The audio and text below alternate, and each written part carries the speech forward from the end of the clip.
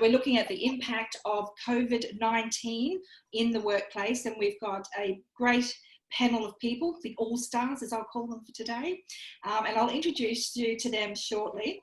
Firstly, please let me introduce myself. My name is Lisa Payton. I work for Mappian and I am a psychologist and I specialise in organisational psychology. Extensive experience in leadership roles and worked for purpose and for corporate organisations as well, in lots of different industries. So lots of experience there, and absolutely still have my passion for people and how do we help navigate during incredibly challenging times. So we work, the panel and I, we work for a company called Mappian. Now Mappian are workplace strategists, and what we do is we help people navigate the workplace environment when you have those really challenging people issues or concerns, or how do we develop people, or those sorts of things. Now, the main philosophy behind Mappian is that we are multidisciplinary, and we take a multidisciplinary approach to all our challenges or people challenges in order to get the best solution that is tailored for people in organisations and for industries as well.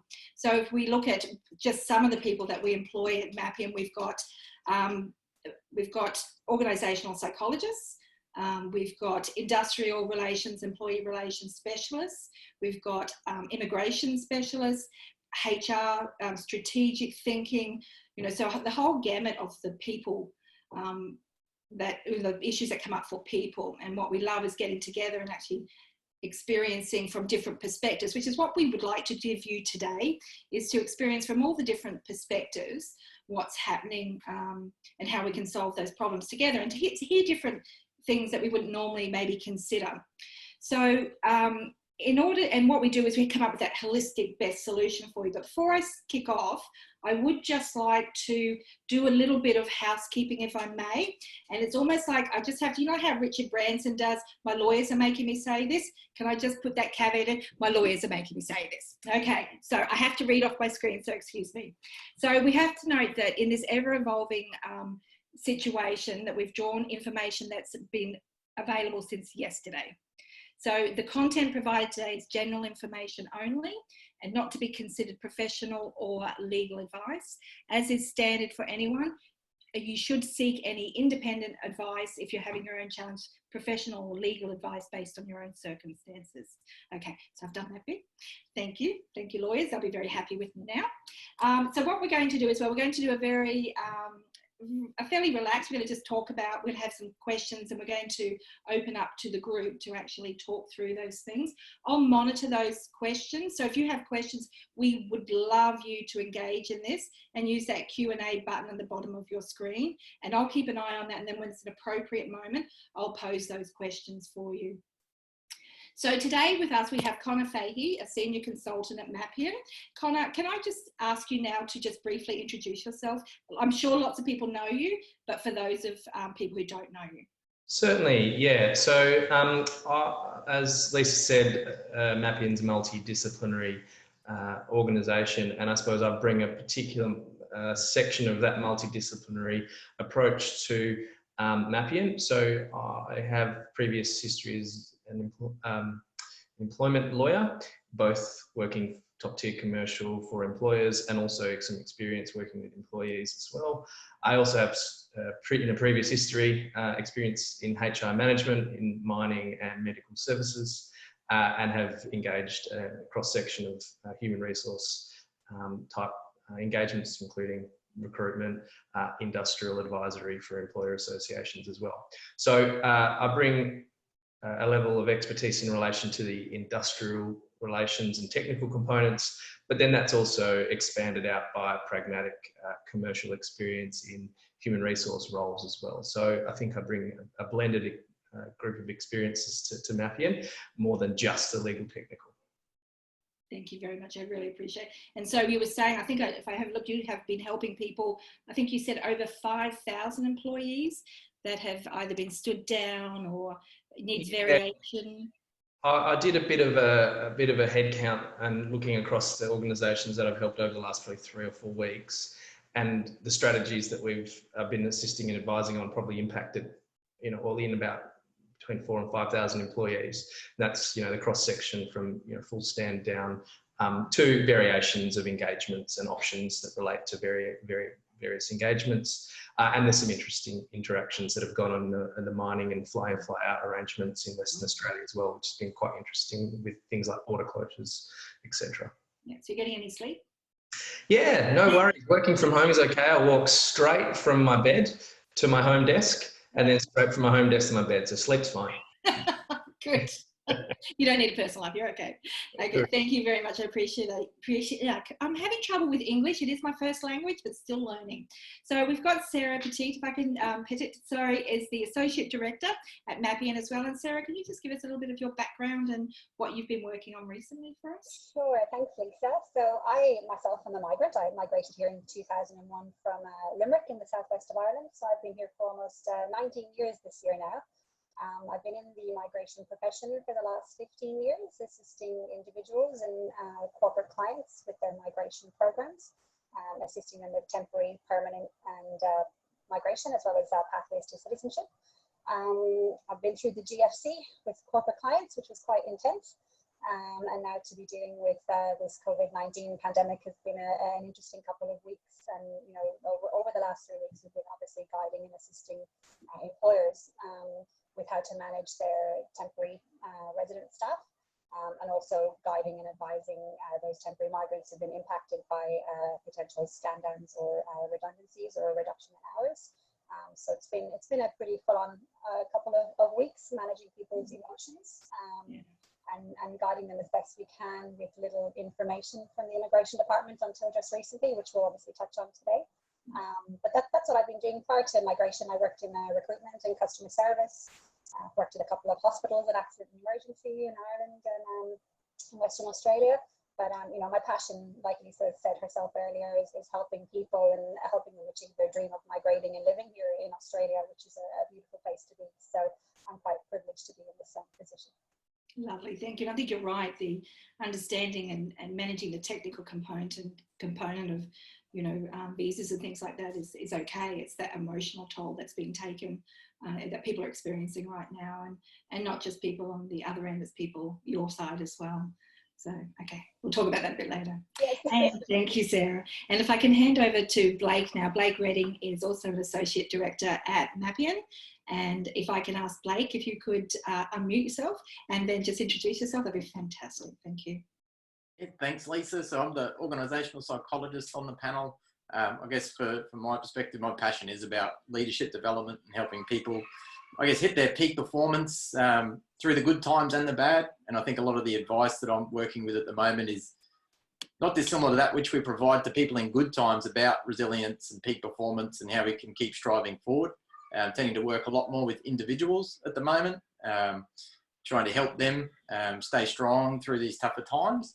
And find the right way of thinking about the situation so that they can be the best form that they can be for their teams. I think doing a little bit of teamwork, and I definitely see the opportunity in the future is it's more about the team than the leader. So the collective brilliance is starting to come through, and we're seeing that in the online leadership programs where there's a lot about emotion at the moment, and that's helping people, you know, find good ways forward.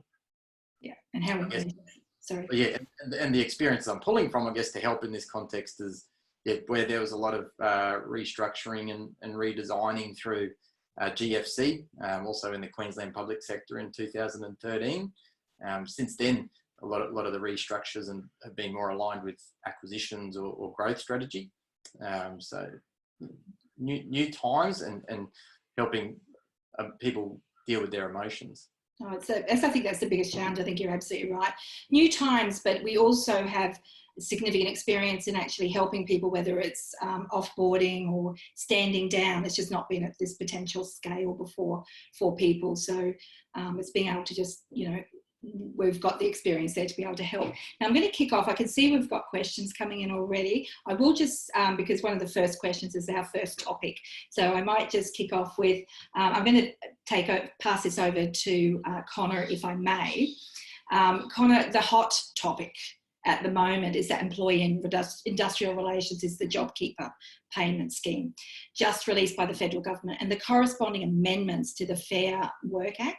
Connor, what are the important features of this stimulus and the amendments to the Act? Yeah, no worries. Thanks, Lisa. Look, this is the most frequent question that I've been asked this week. It's about the JobKeeper payments and how it may be utilised and engaged and what it means for a lot of businesses. Look, I just note that the legislation was only passed late yesterday, and our team is still working through all the details. And Mapian will be providing a detailed FAQ mail out soon. But what I'll do for today is I might just bring up an overview of some of the key points. I'm just going to do a bit of a share screen very quickly. Share, all right, hopefully people can see that screen there. So look, the central component of the scheme is the payment of $1,500 a fortnight to eligible employers for each eligible employee. So the payment is to be used by the employer to either subsidise the employee's ongoing wage or to be paid to the employee directly if they are not receiving a wage. So the legislation provides employers with some temporary powers to implement certain flexibility measures for their business, which may be quite relevant and useful for a lot of our attendees at the webinar today. So some of the things that have been passed include the right to direct employees, irrespective of contract terms, to work reduced hours or to work by agreement on alternative days, or to reduce hours all the way down to 0 if required.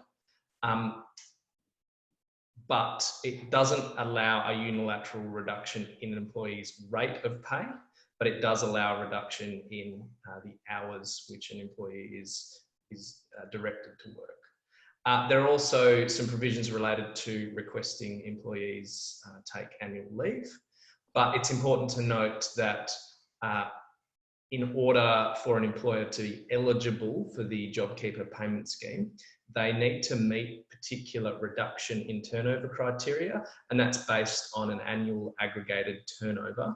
And there are some thresholds which are identified in the slide there. Now, one of the main controversies that people may have seen from the press over the last few days, and is raised by primarily the ACTU and the Labor Party to some degree, has been about the employee eligibility.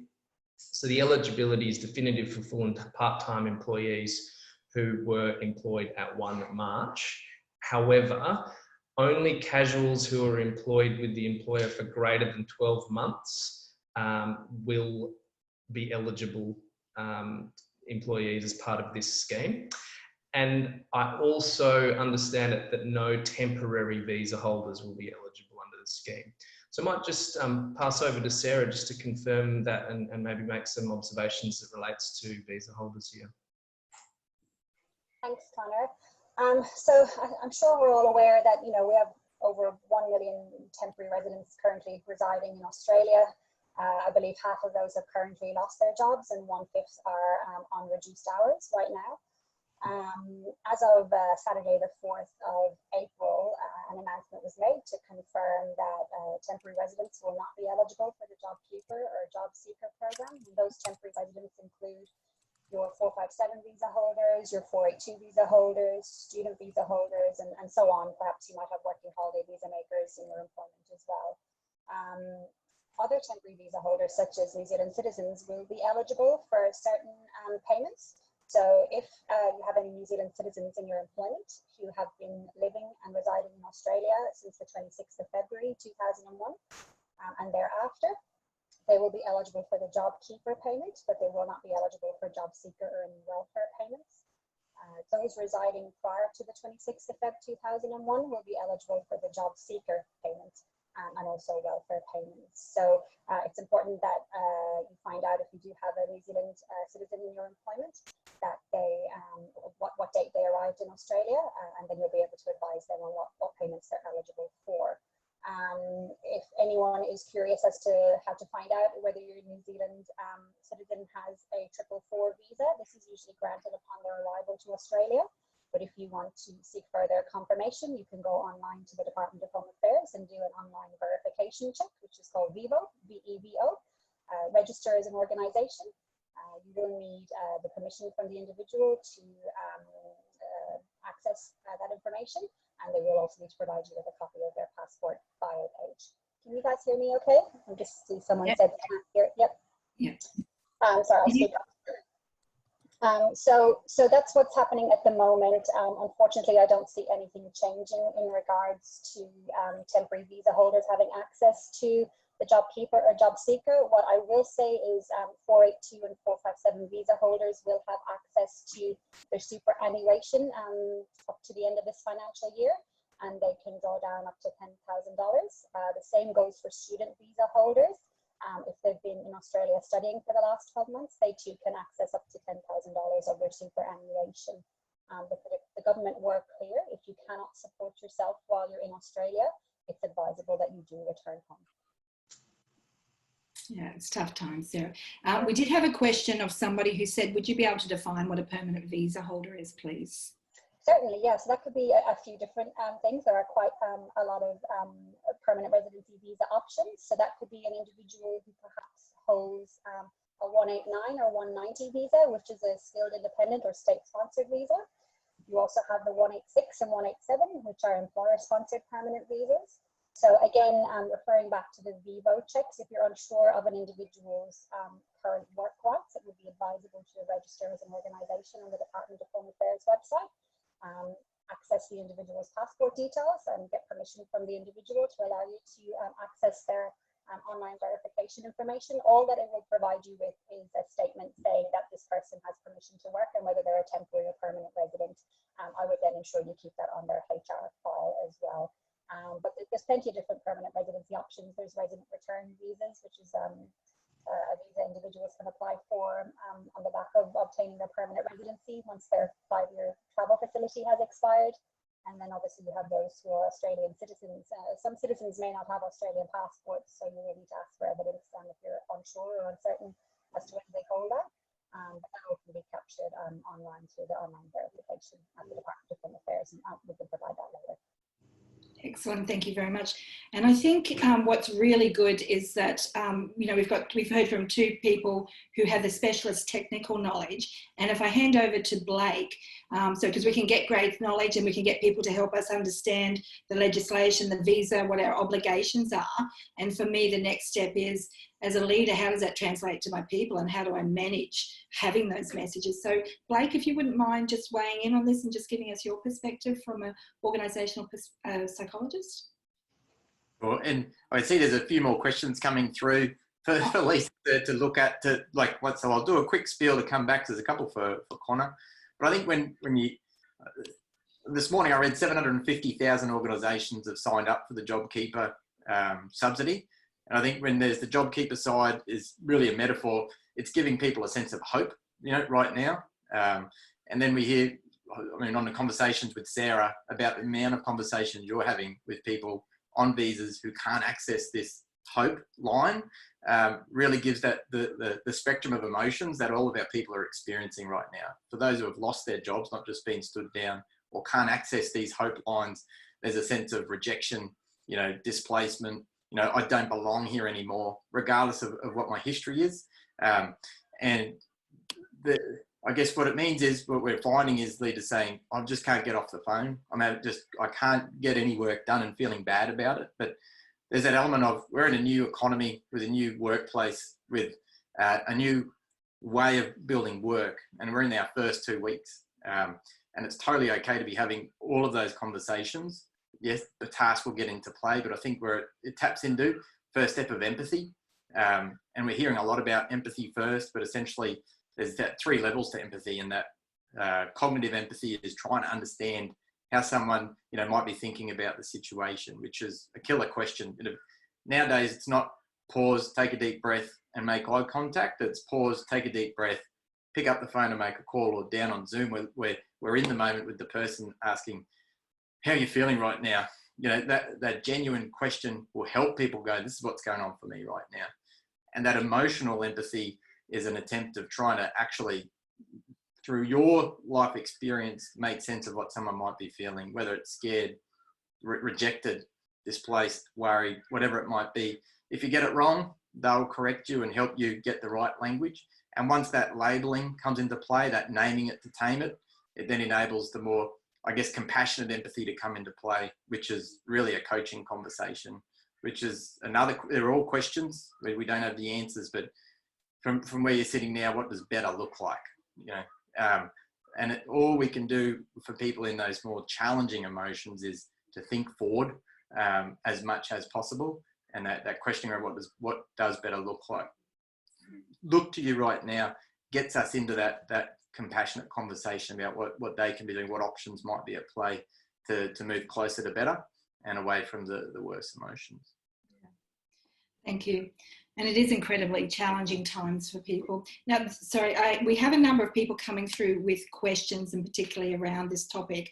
I wanted to actually check in with Connor as to, would you like to address these questions now as we go, or would you like to leave this because I can see we can get into a lot of detail here. So I want to just check in with you. Mute. Sorry, you're on mute still. Connor, mute. Got you. Technical problems. Absolutely. I anticipated a lot of technical questions would come out in relation to JobKeeper. There are a lot of questions that need to be ironed out as the legislation was only released yesterday. What I might do is maybe defer to the end. If we have time, I can work through some of those to the extent that I can provide answers. And then I'll also make the note that I said before, Mappian will have a detailed FAQ to be sent out as soon as we've pulled together a lot of those technical answers to some of those questions. So please be mindful that there will be a lot of information disseminated on this from us very soon. So what I might suggest is maybe we'll leave some of the tech questions in relation to JobKeeper towards the end if we have time, and with the caveat that we will have a FAQ sent out very soon. Can I just check in and say, is there any question there that you think is broad enough that you can give a quick response to? Because I think this is a real, as you know, and you've absolutely identified as a topic, if we can just do maybe one answer for people that is broad enough. So there's a question here about workers' compensation. The government FAQs have indicated that if someone is receiving workers' compensation or another government benefit in its entirety, that will continue, and it will make them ineligible for JobKeeper. In relation to paying down of leave entitlements, my understanding is that if someone is on annual leave, the employer can use the JobKeeper amount to subsidise the provision of that leave. Now, I note that there are some rights that have been varied in relation to how an employer can direct someone to take leave over that period. But the answer to that is if an employer is receiving JobKeeper, they can use the JobKeeper payment to subsidise the payment of a wage. And that would, as my understanding at the moment, include subsidising a period of leave. Anything else? So I'm keen to keep the questions coming, just to give, just answer what we can, but then please stay with us at the end to see what we can actually get covered off in the more technical. I think I've touched base on the leave. I think that leave question's come up a couple of times, but happy to people to cycle back if they have something else they want to ask. Excellent. Thank you. If it's okay, I'll move on to the next question, because if we look at COVID-19, it is absolutely a public health issue. However, we know that as organisations, as leaders, we have a duty of care for our people to make sure that their health and well-being they're safe as well. So, Connor, what are some of the things people or employers need to be mindful? Yeah. Well, given COVID-19 is a health matter, it's obviously one of the most important front and centre considerations for any employer during this time is the occupational health and safety duties. Now, legislation in relation to occupational health and safety is state-based. There is some state-based variations, but essentially Australia-wide employers have the same duty to ensure as far as reasonably practical the health and safety of its workers, including physical and psychological health. So this duty will extend to risks of employees contracting COVID-19 when they're engaged in any work. Now, although the illness is community-based, under this duty, the employer must ensure that they're taking reasonable and practical steps to avoid employees contracting the illness. So, given this duty exists in this kind of fluid and evolving global situation, we've often got a question of, what can be done, what's reasonable.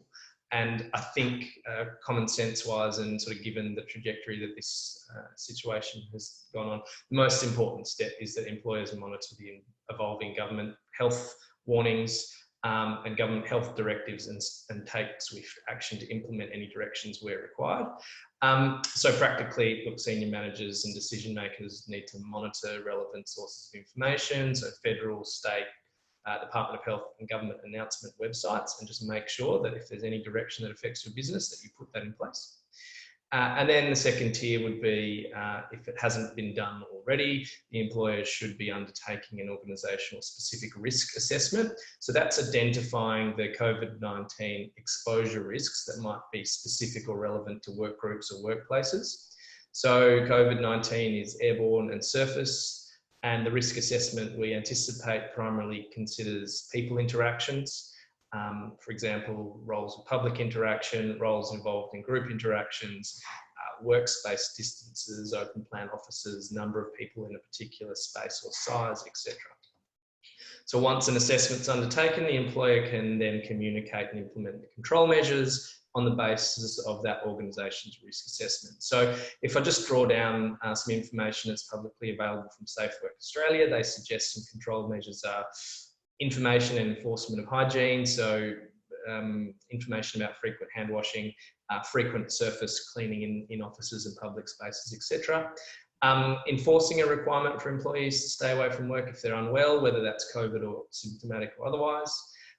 As we've seen, limiting of work-related travel, limiting of in-person meetings, or an enforcement of 1.5 metre rule if interactions are required. Limiting general public from entering the workplace if practical, providing appropriate PPE if required. So for example, my local grocer has a sneeze shield that's been put up in front of the checkout. And then I think one of the ones that's probably very relevant for a lot of people in professional environments is to consider alternative working arrangements like working from home. And hence Mapian has directed us to work from home, and we're giving this webinar from the lovely surrounds of our various working spaces. But on that working from home, it might be interesting or important to note that employers will maintain their occupational health and safety duties while employees are working from home as well. So home-based work is seen and is an extension of the primary workplace. So those duties will continue to apply, but only to the extent that employees are undertaking work acts in the course of employment. Now that's an interesting question. What is in the course of employment at working at home? Obviously working on a laptop or phone or doing this at a desk space is in the course of employment, but it's important to note that the duty will extend to ensuring that an employee's home workstation is safe, as well as any particular routes to a kitchen or bathroom that is used as part of the work that they do. There is an interesting and well-known workplace case where an employer was found liable in workers' compensation for an employee falling down the stairs when they're on their way to the bathroom and breaking their legs. So given this duty extends that far, we would suggest at a minimum that if an employer is directing employees to work from home, that they have in place a self-assessment checklist that employees are to complete prior to engaging in work from home. It wouldn't be to the extent that the employer is required to go and assess that workplace themselves. The checklist should be sufficient, and that would include assessment of work desk, ergonomics, lighting, exits, ability to secure a building, sufficiency of telecommunications and emergency contacts. Now, there is a number of self-assessments that are out there online through Google, but I'll just have a bit of a shameless plug that Mapian have recently developed a useful online working from home risk assessment tool that's specific for employers. This includes a web-based assessment that can be sent out to employees, and then a dashboard for managers to collate and manage and monitor working from home occupational health and safety duty obligations. And we'll shortly be sending out some information about what we've got available, and it'll be available on our website. And anyone interested can just follow up after the webinar if they need to. So look, given that people are likely to be working from home, I'll just make one or two very quick jots about some practical considerations. When working in an office, supervisory oversight is generally undertaken by observing, overhearing, those informal daily interactions. And so supervisors have this perceived ability to monitor productivity because they're there, they can see employees. So there's just some concerns that have popped up from a lot of our clients about how do we ensure that we can ensure productivity during that working from home time from an oversight perspective. And so we've just made a few practical considerations. Use beneficial technologies, video conferencing, shared documents, remote access. And then you might want to consider more formally documented planning interactions about work, daily task sheets, daily objective feedback communications about what's done, what's not. Now, we do note timesheets, but just flag that their use might only be practical and necessary in particular roles. Just be mindful that enforcing timesheets can potentially have a punitive and effect and erode perceptions of autonomy, but if used properly, they can be useful pieces of information about productivity. Look, probably very easy to articulate this, and I'm sure Blake can really feed out on this point, but don't forget people who are working from home. Maintaining ongoing communication is obviously very important, and I've got a bit of a slogan, not out of sight, out of mind, but out of sight, front of mind. So Blake, I'm sure you've got a lot of input from the org psych side of things in relation to considerations of working from home and team engagement. Sure, and I think there's a lot of topical items out there at the moment. I think some of the key points based on, I guess, the research, what's being shared, and then talking to people in this space at the moment. I think the kind of immediate human reaction was aligned with that sense of, I've got to make sure the team's productive. I've got to make sure we're talking about what everybody's doing every day.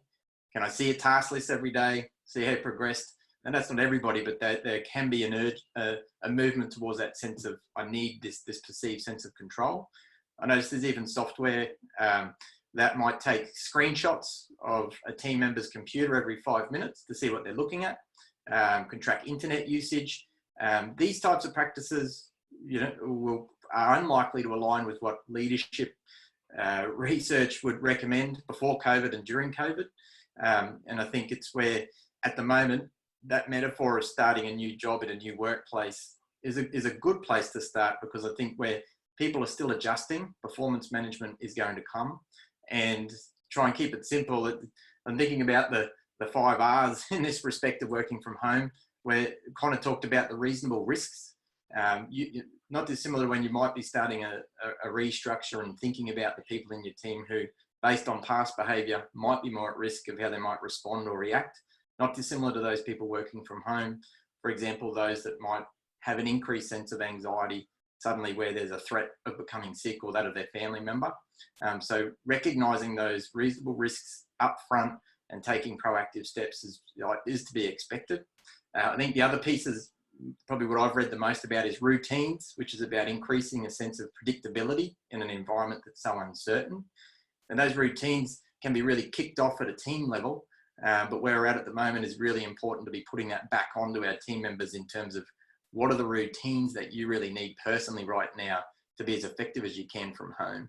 Now that's really important from a sense of empathy, again, for family commitments, health commitments, or just environmental clashes, people whose partners might be shift workers or working in hospitals. It's making it more complex.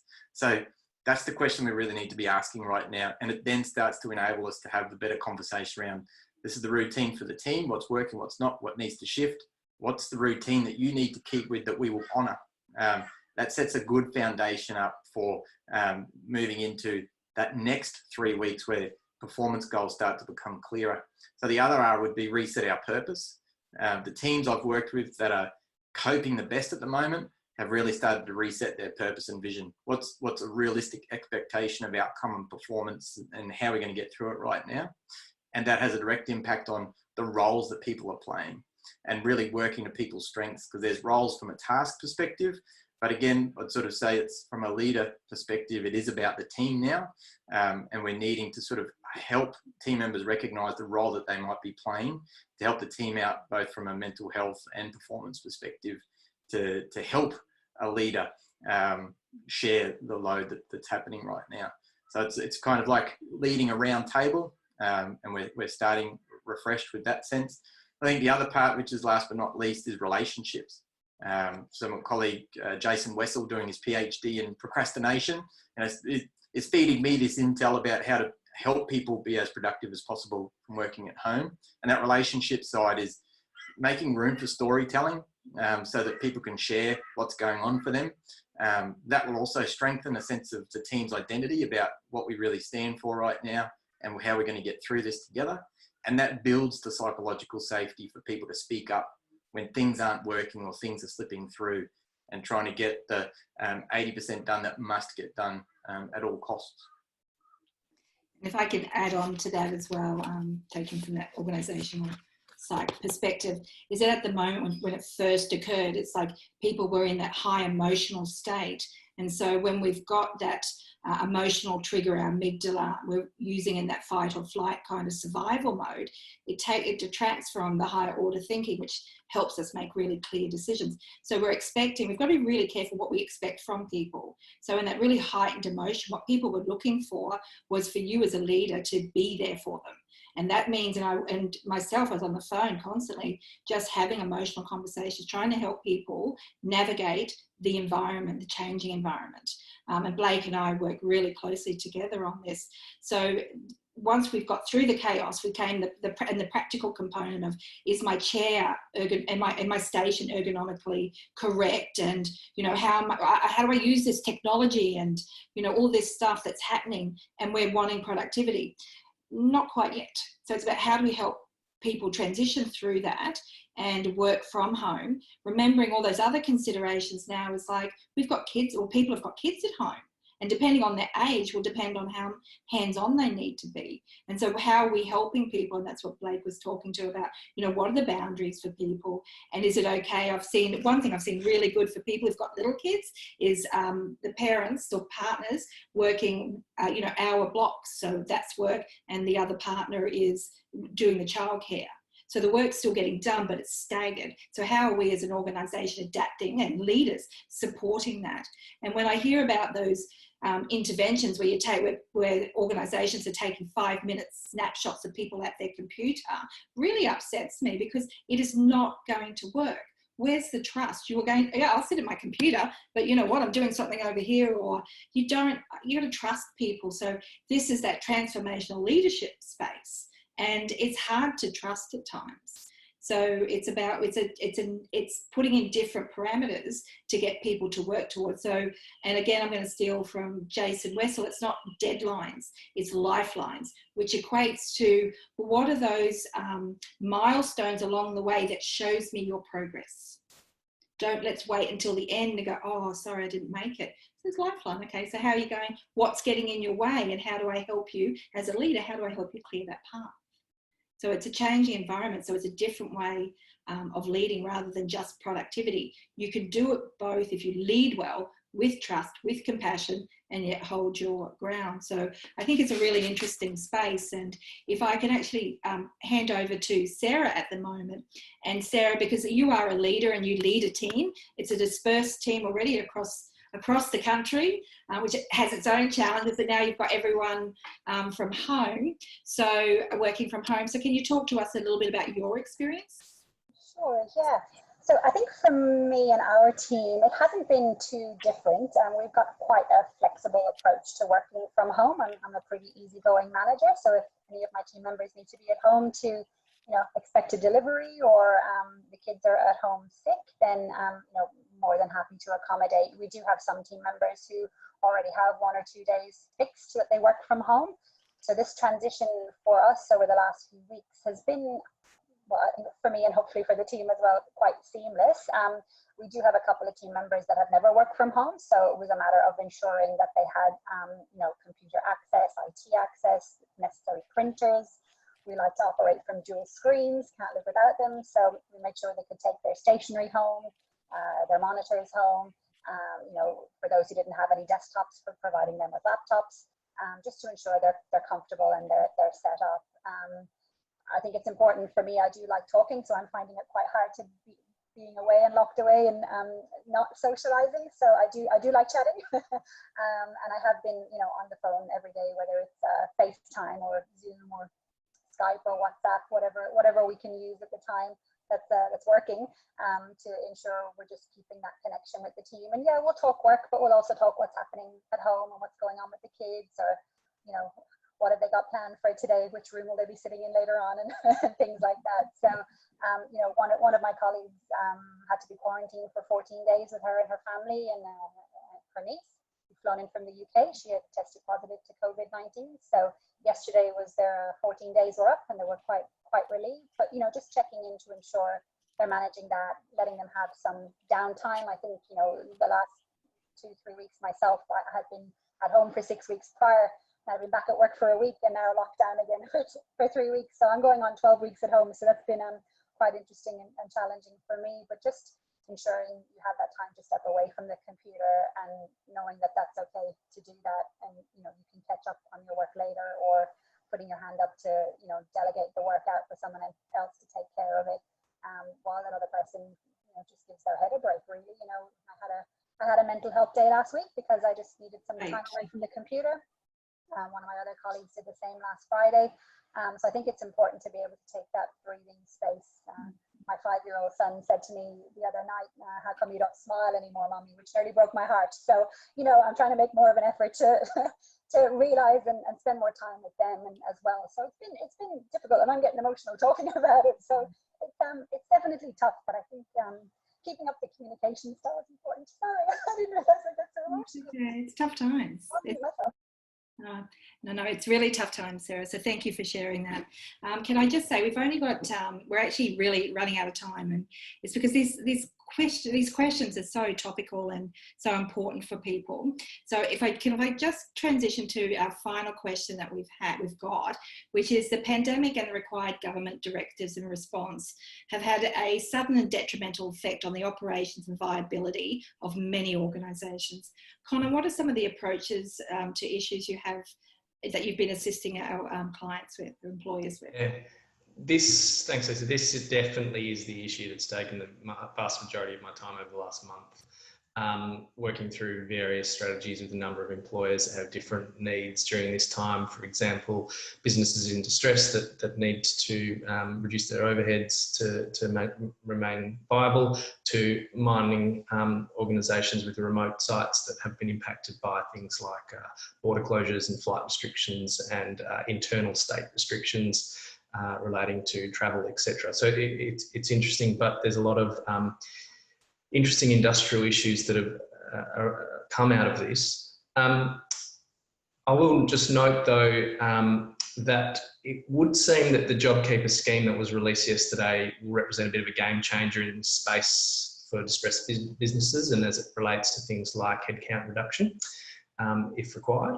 So previously, our advice was that in order to enact a stand down without pay, which is available under the Fair Work Act, but subject to contract or enterprise agreement terms, that would only be available if employees could not be usefully employed because of a stoppage of work directly related to a government COVID-19 response direction. So, for example, that would be government saying gyms must close, therefore gym instructors didn't have a position to continue work in, so therefore they would be lawfully stood down under the Fair Work Act without pay while still being employed. Also, it was our advice that an employer could not unilaterally reduce an employee's contracted hours or direct an employee to take annual leave, that to do so would require mutual agreement. But it would seem that the temporary JobKeeper provisions that were brought in yesterday will enable a broader level of flexibility for headcount reductions for employers who are eligible for that scheme. So where a business has been affected because of the effects of COVID-19, not just a directive to stop work, an employer can, on 3 days' notice, unilaterally direct an employee to undertake alternative duties, or work at a different location, or by agreement not work days that they normally have, or work shorter hours than they normally would have, or work a reduced number of hours, which we understand can be reduced down to 0. Before, these weren't available except under stand down, but now, despite contractual terms, if an employer is eligible for job seeker, it would seem that the employer can make those directions. Further, an employer can request, an employee cannot unreasonably refuse that an employee that an employee take annual leave that's accrued, but there's a caveat to that, that they must maintain 2 weeks leave in their balance at the end of any request period. Now, it's really important to note though, that these directions under the job seeker are only eligible for employers who are entitled to and receiving the JobKeeper subsidy. So I have to just go back to that statement about eligibility and reduction in annual turnover before. It's also really important to note that these provisions do not permit an employer to unilaterally reduce an employee's rate of pay for the time that they work. To do so still needs a mutual agreement, and they can't agree to reduce a rate below an enterprise agreement or an award minimum rate that might be applicable. So it seems now that there's a lot more flexibility available to employers on the basis of this JobKeeper legislation that's changed. But I just want to note that in working with employers and leaders over the last few weeks, a lot of the businesses have been distressed in terms of ensuring overheads or ensuring that they can remain providing the service or maintain their viability. And I've seen the true burden and unenviable position that most leaders are in terms of working through these strategies. And it's definitively true to say that every single leader and business decision maker that I've worked with so far have wanted to do everything they can to support their employees, but the ongoing viability of the business is a real aggressive central driver at this time. So understandably, I think the pragmatic position of most business leaders has been they want a business that they can return their employees to after this is all over. So look, the statement would be that I have actually seen a lot of stress and tension from leaders because of this, very swift and aggressive obligation and requirement to take action. So Blake, is there anything from an organisational behaviour or leadership development insight that you might want to share with leaders, given that they have to go through some of these difficult decisions and implementing these difficult strategies? I guess quickly, to keep some room for those Q&As too, there's the process and the human side. I love where you're talking to from the process, and that's what working with IR, it's helpful. In these times, there's probably going to be some people stood down or moved on who may not have fitted. And that may happen, but if that's the primary strategy, it's not a sustainable one. I think in these times, it's really important that whatever the process is, that it is transparent and it's systematic. I remember working with someone once and she said, when you get those spreadsheets, use the employee number, take the human factor out of it, have some really clear criteria around how the decisions are being made, because that gives our leaders a sense of procedural fairness that helps us, through these tough times. So I think there's that side, and I think Lisa's helped me in this space too. It's when you've got to make some tough decisions, check them against your business values and your own values to help steer you in the right direction around options and how to actually implement them. I think you alluded to it, kind of the human side is that when leaders are doing this, they can often blame themselves, exhausted, don't want to do it, and it's tough. So having someone who, consultants can be helpful guides through the process to help stay on track, provide the support that's required. If that's not your thing, it's about allocating that role to someone in the business who can play that role really well in terms of playing that guide, providing that emotional support. And I think what's interesting about this time is that there's probably a higher level of acceptance in terms of the why some of these really harsh changes are happening. And I've never experienced that before. So what it's actually increasing the focus on is the how we're doing it. And that's what plays back straight onto the process. Procedurally fair, aligned with our values, both as a business and personally, so that when we're exhausted, rock bottom, having these conversations, when we just not up to it, we can hold our own ground. And when we start to move forward, the trust and respect remains through that integrity.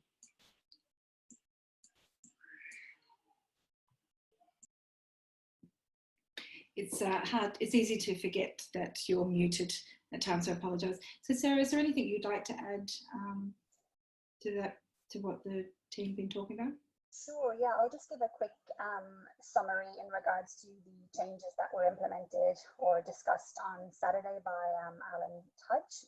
So on Saturday morning, the government announced that there would be some changes made, and definitely welcome changes to the 457 and 482 visa holders who've been impacted by perhaps a reduction in hours or a stand down.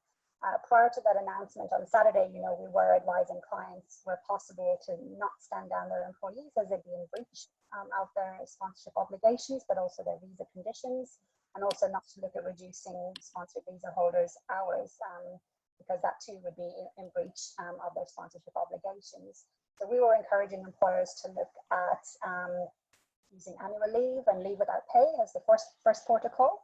And then, managing that process thereafter. So thankfully on Saturday, there was some welcome relief. And what they've now announced is that temporary stand downs to temporary visa holders, such as the 482 and 457, will not impact any ongoing visa validity or sponsorship compliance. Also, a reduction of hours is now also an option.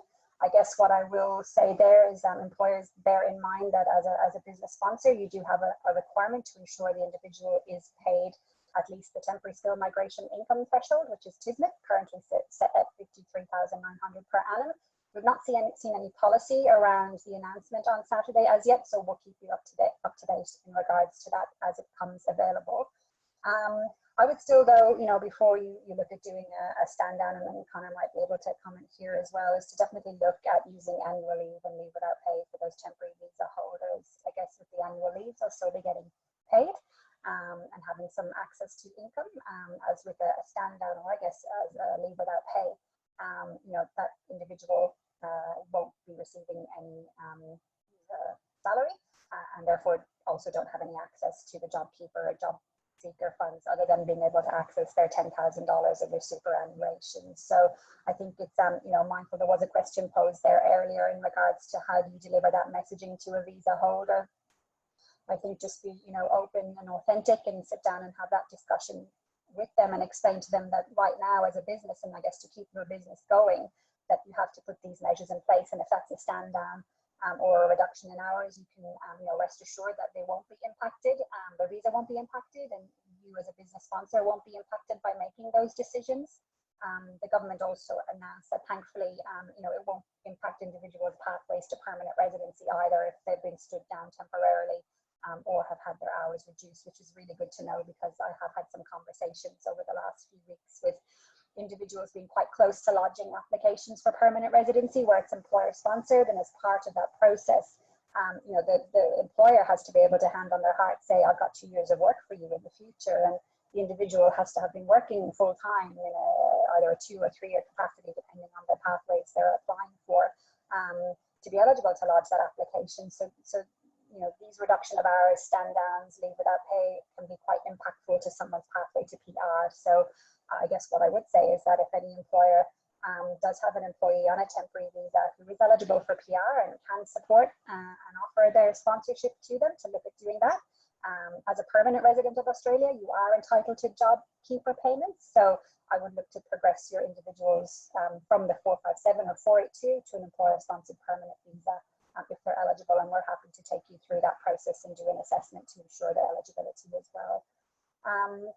What I'll also say is that if a 457 or 482 visa holder is laid off or terminated, your obligations still do stand. You as a business sponsor will have 28 days to notify the Department of Home Affairs of that person's cessation, and that person will have 60 days to sort out their affairs. So the department's not extending that time. So the options are for that employer-sponsored person who's been terminated is to seek a new employer and have their current sponsorship taken over by a new employer, which I think at the moment is probably quite difficult in this environment. Look to move into another type of visa application to extend your stay. That could be perhaps a visitor, just to buy you some more time until you find an employer who can re-sponsor you. Or your third option would be to ensure you leave the country within that 60-day period where possible. What I will say is to the employers, please note if it's requested in writing by the visa holder that they would like the employer to pay for their return flight home as part of your obligations as a sponsor. It is your requirement to attend to that in a 30-day period of receiving the request from the individual, and that includes any family members you've sponsored as well. That would be a one-way economy ticket to their home location that would need to be covered by you. So please factor that into your, your budgeting as well. Quickly, I know we're running out of time. What I did want to say is that there have been some welcome news around the Working Holiday Visa Maker program and some extension of hours for the student visas as well. So I'll start with the student visas. So anyone, if you have any student visa holder currently in your employment, especially if you're working in the health or aged care sector, their hours can be extended. Currently, all students are usually bound by a 40 hours a fortnight work. For the duration of this pandemic, the government is happy to extend those hours to assist in the critical care areas such as aged care and nursing. Student visa holders who also have, I guess, work at supermarkets, their hours have been extended too, but that will cease as of the 1st of May. So they will revert back to their normal 40 hours a fortnight thereafter. For working holiday visa makers, which I know a lot of our employers do hire, usually on a 6-month basis, because that's the conditions behind their working holiday visa program. They have also had the 6-month restriction removed to work for one employer where they're working in, again, critical services areas such as food processing, agriculture, health, and so on. There hasn't been a list anymore added to that list as of recent days, but we're hopeful to see some more policy behind that, and we can keep you updated if any other sectors have been provided. So if you have a working holiday visa maker working out on a farm and their visa is about to expire, they can extend their visa for another 12 months, or if they're 6 months with that one employer is coming to an end, they can extend if you're in that critical services area. And finally, the department announced a new stream under the temporary activity sponsorship stream, which is the subclass 482. There's now a COVID-19 pandemic stream, which will allow individuals, again, who work in critical services areas, such as the ones I just listed, to apply for a 12-month visa, which is actually free. So if you've got a doctor or a nurse or anyone who's perhaps been stood down or lost their job or here on a working holiday visa, make that application for a 408. Go help where you can. And that would be really beneficial to those industries as well. The only catch to that visa is that your visa that you currently hold must be 28 days out from expiring. So I guess it's for those who are coming to an end on their visa, but can help and assist in that critical services area as well. But the message is clear from the government. If you're unable to remain here and support yourself, the best course is to head home. Which is, I guess, really difficult for people to manage and deal with if they've been here for 7 or 8 years on a temporary working visa and their life is here. So it's I think as employers it's important to have those conversations, and where possible bring in the experts who can help navigate you through those discussions as well, whether it's your immigration agent or your HR advisor or any consultancies that you use to be able to give those options to the employee, and then that can be taken offline with the individual and the consultant as